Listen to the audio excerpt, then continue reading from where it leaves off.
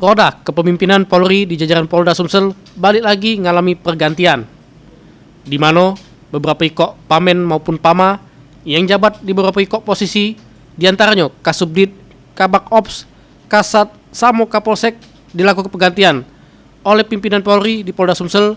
Juru hal ini Irjen Polisi Saud Usman Nasution.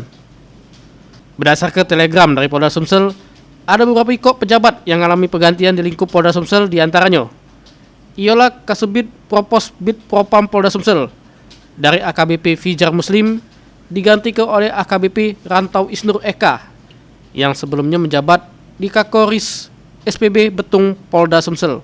Selain itu, di lingkup Polresta Palembang juga mengalami beberapa pergantian jabatan, di antaranya Kabak Ops Polresta Palembang, Kompol Sianto, diganti oleh Kompol Tulus Sinaga dari Wakapolres Murah.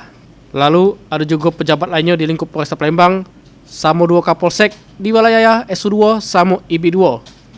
Proses pergantian jabatan di Polda Sumsel ini ditandatangani oleh Karo SDM Polda Sumsel, yaitu Kombes Polisi Mustaqim. Firman Hidayat, PAL TV.